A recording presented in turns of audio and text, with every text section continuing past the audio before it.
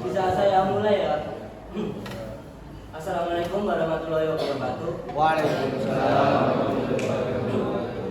Sebelum memulai pelajaran Hukum Cerdas pada hari ini, alangkah baiknya kita berdoa terlebih dahulu. Ketua kelas bisa pimpin doa. Kita berdoa.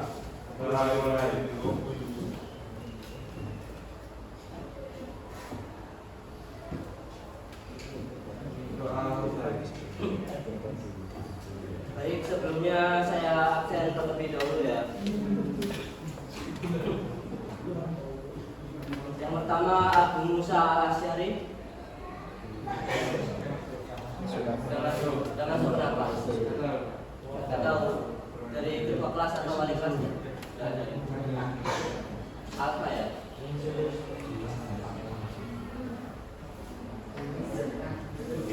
Almat Afiqur sakit.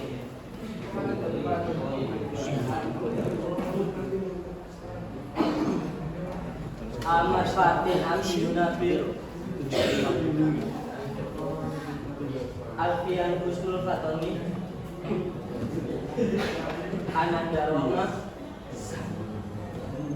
Arfanta Pradana Putra Bayu Bagas Satria Limpo Dimas Abdillah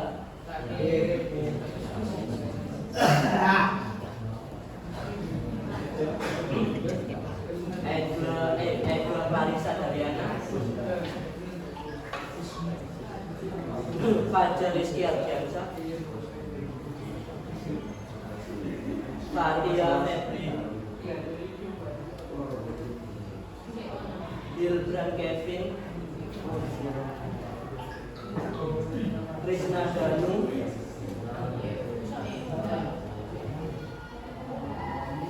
Maya Fatha Miftahul Jamil Muhammad Junior Muhammad Rasya Putra Muhammad Akmal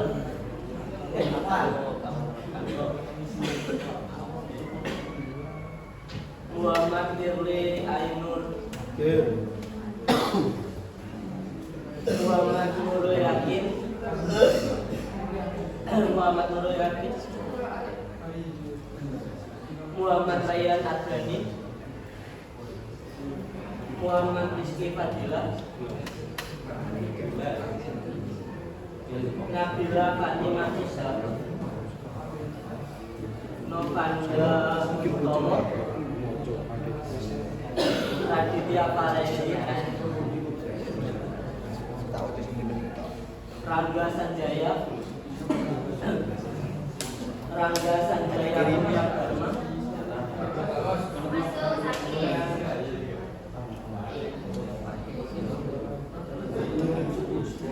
Safira Jurenata Satrio Teguh Prasetyo Satria Gali Erikiawan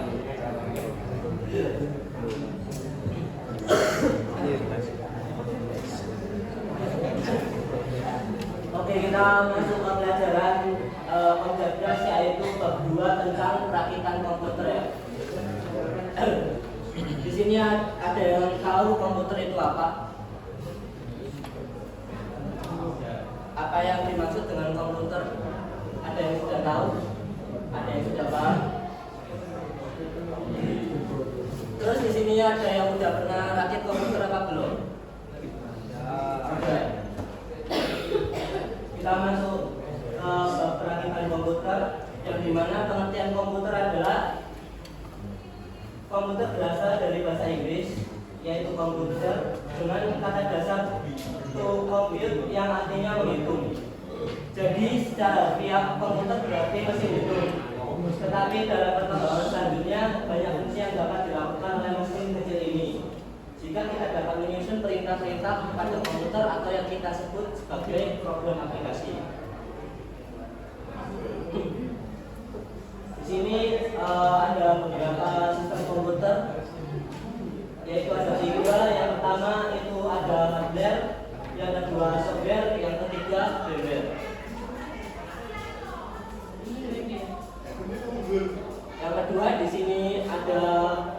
komponen komputer. Ya, pada generasi sebelumnya, teknologi komputer dapat dilihat pada seperangkat alat yang memiliki monitor, keyboard, mouse, dan satu set alat pemroses seperti CPU, motherboard, memori, hard disk, atau DVD drive yang dikemas dalam sebuah casing. Namun sekarang berkembang dalam bentuk mini dan lebih kompak seperti perangkat mobile dan laptop. Pada kondisi tersebut, monitor, keyboard, dan alat pemroses dikemas dalam satu bentuk produk alat. Dampak positifnya yaitu lebih ringan dan sederhana bentuknya dan tetap mengedepankan teknologi yang lebih ringan dan canggih. Terdapat beberapa komponen utama pada komputer yaitu sebagai berikut. Yang pertama adalah keyboard. Mungkin Masnya bisa baca keyboard itu apa? Lihat.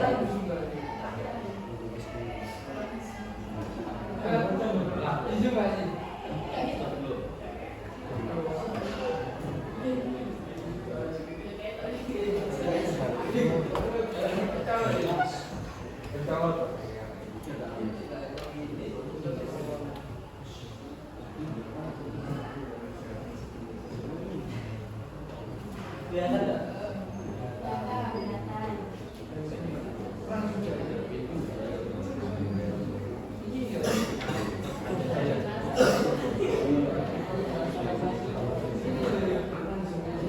Masih nggak kelihatan?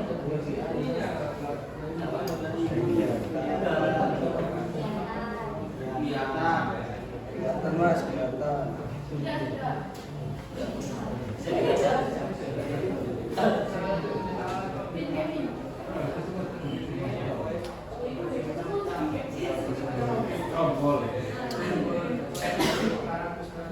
Lebih keras biar temennya kedengeran.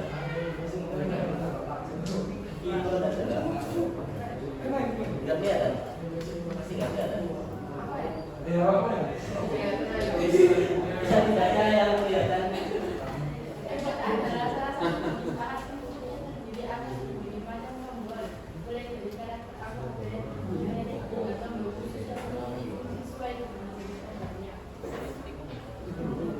Yang kedua, mouse bisa dibaca lagi.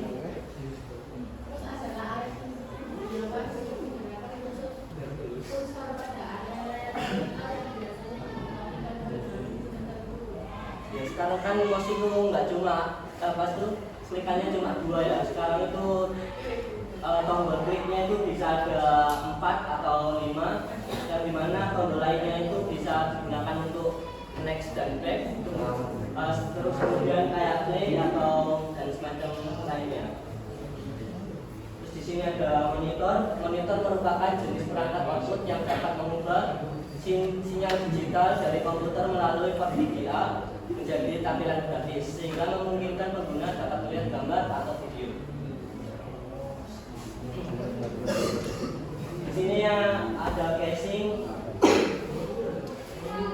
Casing merupakan wadah atau tempat rujukan sebagai berbagai perangkat keras komputer seperti motherboard, power supply, hard disk, dan lainnya. Selain itu, casing juga berfungsi untuk melindungi perangkat komputer dari debu, kotoran, panas, meredam getaran, atau benturan serta mampu menyalurkan panas hasil kerja komputer. Kemudian ada power supply, adalah komponen penting dalam komputer yang berguna menyuplai aliran listrik ke motherboard dan beberapa perangkat lainnya yang dipasang dalam casing. Ciri utama power supply adalah bentuk kotak yang memiliki sambungan terminal listrik AC. Selanjutnya ada motherboard, merupakan sirkuit rangkaian elektronik sebagai pusat pengendali aliran data serta listrik proses utama. Selain itu, motherboard juga dapat dikatakan sebagai jalur yang dipasang pada komputer, misalnya CPU, hard disk, DVD drive, port USB, dan port VGA. Di sini ada memori, memorinya yaitu di sini ada ROM yaitu read only memory. ROM ini merupakan memori yang menyimpan data BIOS, basic input output system, dan berfungsi untuk mengatur komponen-komponen dalam komputer. memori tersebut hanya dapat dibaca saja. Ada beberapa jenis ROM seperti AmiBIOS dan OverBIOS. Selanjutnya di sini ada RAM, yaitu Random Access Memory. RAM adalah memori yang mendukung proses penulisan dan pembacaan data yang tersimpan ketika komputer sedang bekerja. Ada beberapa jenis RAM yang digunakan saat ini seperti SRAM, EDORAM, SDRAM, DDR-RAM, RDRAM, dan VGRAM. Yang biasanya kita gunakan di laptop atau di komputer itu kita memakai RAM yang jenisnya DDR-RAM. Kemudian ada prosesor. Prosesor merupakan bagian dari komputer yang paling penting karena setiap data yang dimasukkan oleh peranti input akan diproses sesuai instruksi yang diberikan. Oleh karena itu, bagian ini disebut sebagai CPU atau Central Processing Unit. Kemudian ada disk. Disk merupakan salah satu jenis media penyimpanan yang menggunakan teknologi magnetic disk dan memiliki karakteristik moved disk, permanent disk, double side, dan multiplayer. Di sini kan udah ada kemajuan teknologi dari hard disk ya. Dari sebelumnya hard disk yang biasanya mentok kecepatan transfernya itu bisa 100 MB per second. Sekarang ada SSD yang dimana bisa mentransfer data itu sekitar 1000 lebih megabyte per second.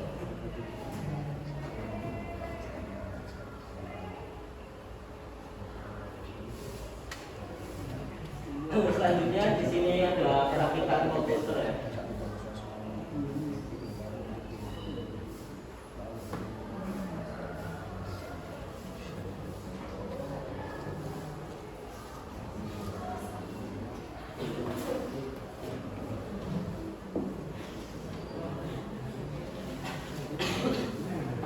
Kelihatan nggak?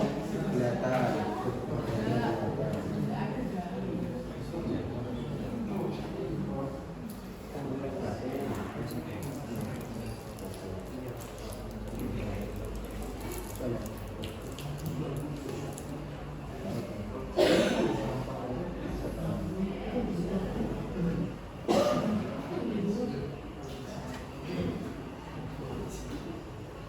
Kelihatan?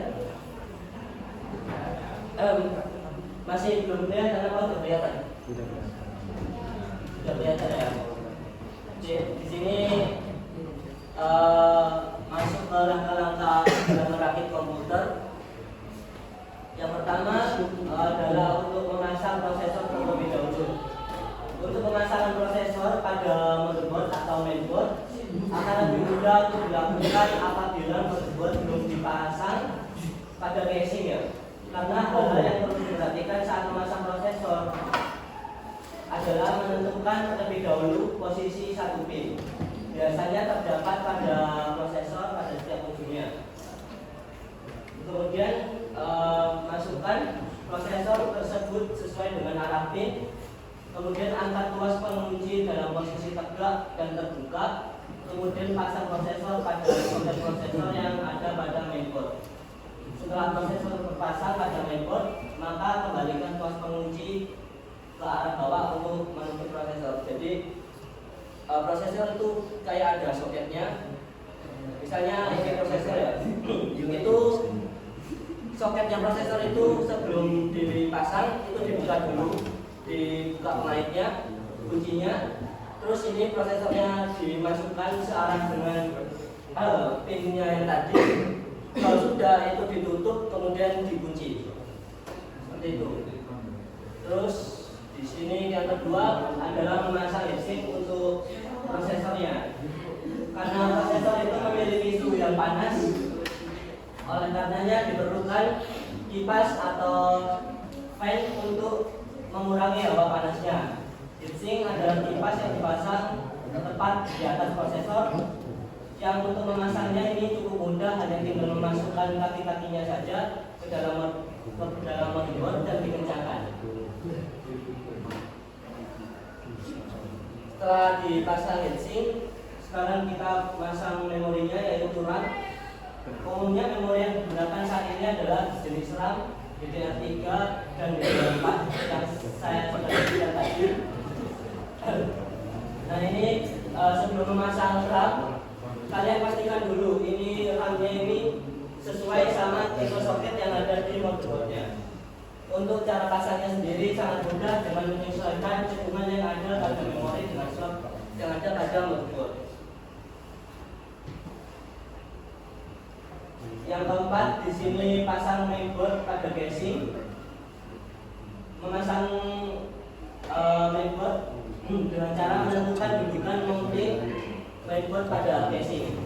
Kan mainboard itu ada 4 lubang untuk menaruh bautnya. Nah di situ di casingnya ini kalian pasangkan di casingnya, motherboardnya dipasang ke casingnya. Memerlukan beberapa perkakas seperti obeng untuk mengencangkan seluruhnya. Yang kelima ada pasang tiga akar. Setelah mainboard terpasang pada casing, langkah selanjutnya adalah memasang tiga akar. Cara pasang tiga akar pada dasarnya hampir sama dengan cara memasang memori, yaitu dengan menyesuaikan cekungan slot yang ada pada mainboard. Gambarnya memasang tiga akar seperti ini ya, berada di slotnya tiga akar yang bawah dari casing. Biasanya seperti ini. Kemudian yang keenam, pasang power supply. Power supply terletak di bagian pojok atas di bagian belakang casing. Cara memasangnya cukup mudah, yaitu dengan menempatkannya pada tempat power supply yang sudah bisa diangkat, kemudian dikencangkan baut-bautnya dengan obeng. Dan pastikan pemasangan power supply ini jangan sampai goyang dan posisinya jangan sampai terbalik. Yang ketujuh, di sini pasang kabel-kabel motherboard. Sambungkan semua kabel-kabel yang tersedia pada power supply ke mainboard untuk memberikan daya.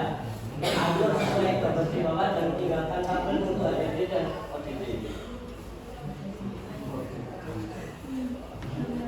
Kemudian di sini pasang ODD, yaitu optical device drive, seperti DVD dan HDD hard disk drive.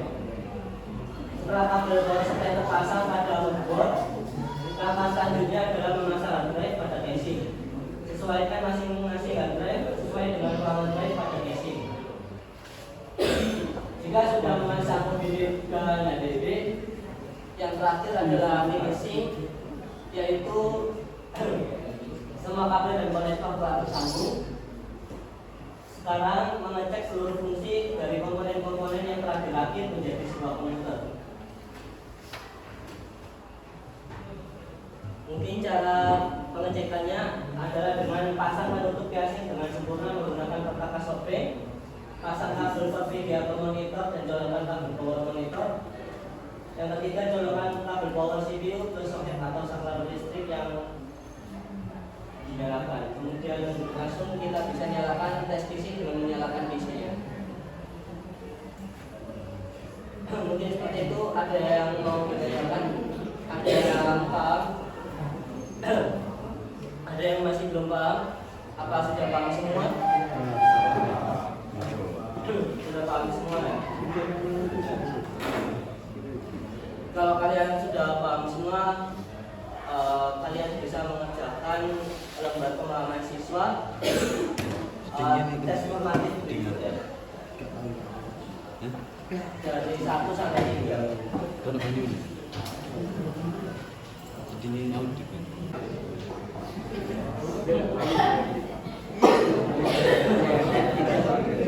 Minta perhatiannya sebentar ya. Baik, karena kalian sudah mengerjakan tugas yang telah saya berikan, saya bisa akhiri pertemuan pada kali ini. Terima kasih. Mohon maaf jika ada salah kata. Saya akhiri. Wassalamualaikum warahmatullahi wabarakatuh.